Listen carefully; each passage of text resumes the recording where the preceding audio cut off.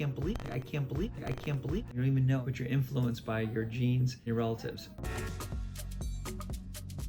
Okay, so what do you want to ask me about? Those books over there. Books on my shelf. Everyone always asks about these old books, but the one that's most relevant are these. Medicine, Allied Science, Surgery of Injury of Plastic Repair, Fomin.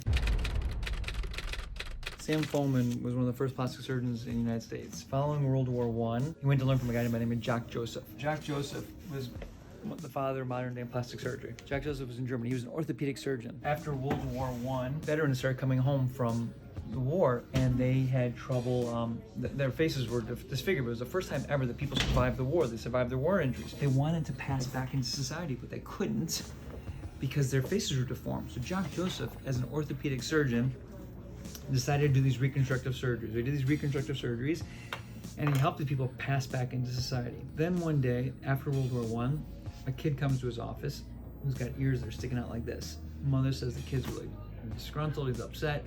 He goes, I can fix the ears. Takes the kid's ears, pins them back. Makes the kid happy. They kick him off staff and say, you're doing vanity surgeries, unnecessary surgery. We don't want you part of this department anymore. And he's like, I'm not doing unnecessary surgery. I'm helping people feel good about themselves. This is what I do. It's a psychological surgery.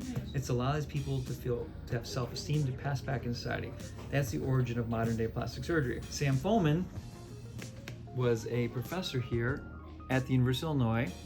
He had done 1 year of training, so was not a surgeon, and was teaching a review course. Sam Fomin says, I want to learn more about this. He flies to Germany because he spoke German because his parents were German. And he goes into Jacques Joseph's operating room because he wants to learn about these surgeries. Jacques Joseph's teaching him how to do rhinoplasty, nasal surgery. So he's learning this from Jacques Joseph. And now Jacques Joseph is a very, he's a gruff guy. He's not very nice. He takes his instruments and he hides them underneath the towel. And you can't really talk to Jacques Joseph. He doesn't want to talk to you, but he'll show you. You can watch him. Oh, you got to pay him also to be in his operating room. But he hides his instruments. So he takes an instrument up, hides it under a towel. Well, Sam Fomin was a pretty crafty guy.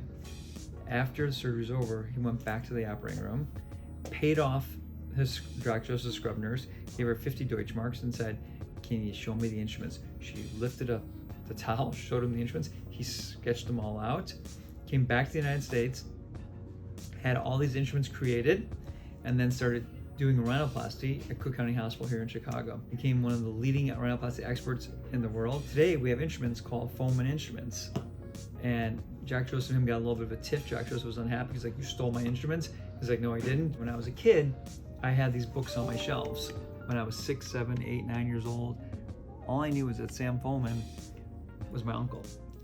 But I didn't know he was a plastic surgeon. And then when I was going to decide to become a plastic surgeon, I was reading all about plastic surgery. And I'm like, Sam Fomin started the American Academy of Facial Plastic Surgery. He's one of the 3 founders. I'm like, I can't believe it. This guy's my uncle. To this day, anytime I write an article or give a lecture, I always give kudos to my Uncle Sam Fomin. I call the instruments Uncle Sam's, not Fomin instruments. And so I was a legacy. I believe in epigenetics. Things pass on. You don't even know it, but you're influenced by your genes and your relatives.